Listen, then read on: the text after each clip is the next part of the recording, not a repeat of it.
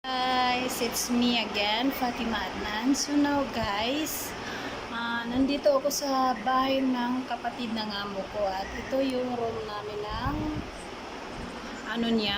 ng maid. Ito, maganda siya. Malinis. Ayan guys. Kakarating ko lang guys mula sa bahay ng amo ko. So, siguro mga 30 minutes, mga ganun. Parang mga 30 minutes man lang. Mula, 45, I don't know. Hindi ko alam kasi nung pumunta ako dito guys, hindi ko naman tinignan yung oras ko. At, ayun, dumating ako dito mga siguro mga 10, mga ganun. Kasi, pagdating ko ito, So, ngayon guys, ayan. Sa sobrang init, ayan po yung kapitbahay nila ginagawa. Dito din ako dati guys. Dito din ako dati. Siguro mga 1 week. 1 week or 1 week, I don't know. So, yun. Nagpapahinga ako, nagantay ako ng tatawagin nila ako. Kasi wala namang doon natutulog pa yung mga amo niya. So sabi niya magpahinga muna daw ako, tatawagin lang ako. So now guys, nagpapahinga ako. Habang nagpapahinga ako, din ako kasi ayun nga. May dala akong mga pagkain at saka nagdala din ako ng sabon ko panglaba kasi nakakahiya naman na hihingi ako dito.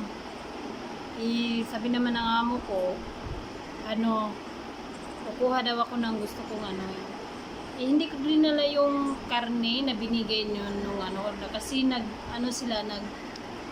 nagkatay sila ng kambing, baka para sa Eid.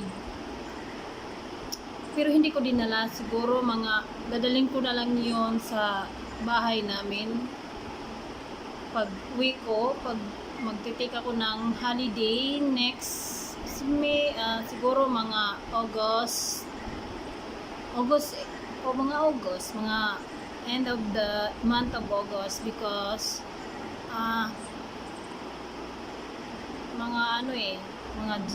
August 1, first day of August, kailangan nandun ako sa bahay ng amo ko kasi kailangan ko linisan lahat para yung mga bed sheets, palitan, yun. Pero yung mga ng amo ko, yung mga doormat, tinanggal. Hindi ko pala nalabhan yung doormat dun sa sa washroom ng kids. Pero pagbalik ko, hugasan ko yun. So yun nga guys. Sa sobrang init, mukha na akong kamatis. Naging na ako guys. Okay lang naman dito kasi hindi din naman yung amo nagiging yung ko dito tinitirahan, kaya ganun. Yun nga, kailangan kong pumunta dito kasi kailangan ko pa nga kasi pag naka-decide na ako kung kasi gusto ko end of the month yung yung day off ko kasi sa pagpadala ng pera sa Pinas. Gusto ko yung every month magpadala ako kasi ayokong mahirapan yung anak ko doon. Ayokong magkaroon ng problema doon. Hindi ko nga alam Yun nga guys. Kailangan ko pang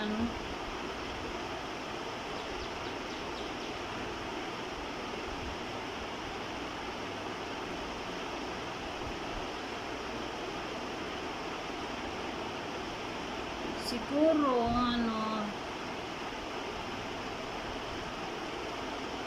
hindi ko lang alam. Si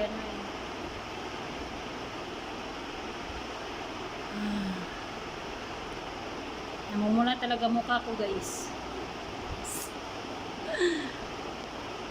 Hindi ko alam magkano yung ko dito.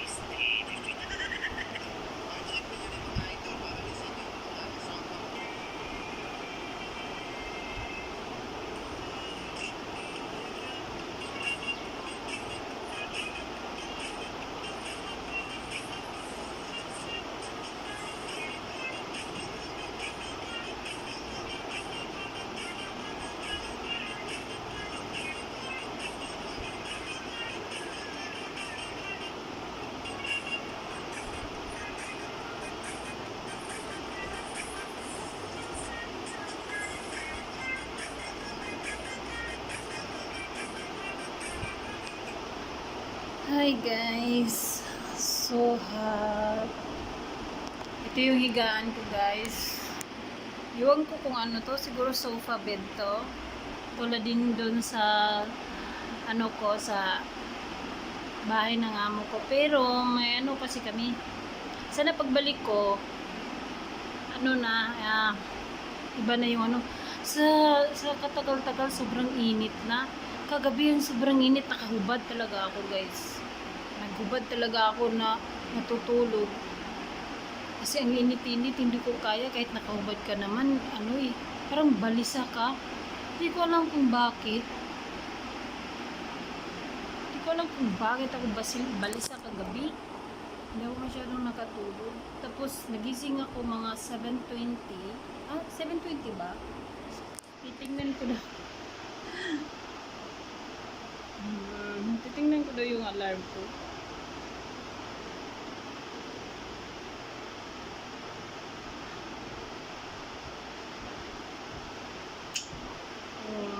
Hindi ko alam kung 7:20 or parang 7:20. Kasi parang in-adjust ko kagabi yung alarm ko kasi kailangan kong kailangan kong maaga kasi hindi ko alam kung susunduin ako or ihatid ako doon sa driver ng amo ko or susunduin ako ng driver dito. Kaya yun. Naligo ko ng maaga, kumain ako para at inayos ko rin yung bago kong umalis, inayos ko lahat. Kaya yun. Yung kahapon nilabhan ko yung ng amo ko, nilabhan ko yung yung yung damit niya, yung towel niya, yung medyas niya, yun ko, tapos nilabhan ko kahapon, tapos kanina pinasok ko doon sa may box, nalagayan ng nila para hindi maging alikabok. Pero ko naman, sinara ko naman yung mga pintuan, bintana, lahat sinara ko. Yun nga. Okay na lahat. Yung ko na lang, siguro pagbalik ko, laban ko yung bed sheets para washing naman, hindi naman kamay. Kaya okay lang. Yung bedsheet ng guest room, kailangan kong palitan. Tsaka pagbalik ko, guest room ng mga bata. Yes, 2 guest room na kailangan kong palitan, at saka yung bedsheet ng amo ko, at saka yung bedsheet ng alaga kong babae kasi malikabok dun yun eh. Hindi ko pinalitan ngayon kasi ganun din ng mangyayari. Malikabok lang din. Kasi yung pag may medyo mahangin, maulan dito, yun nga, ang daming alikabok. Yun nga guys. Kailangan ko munang magpahinga ngayon. So, yan guys. Bye bye guys. Allah Hafiz.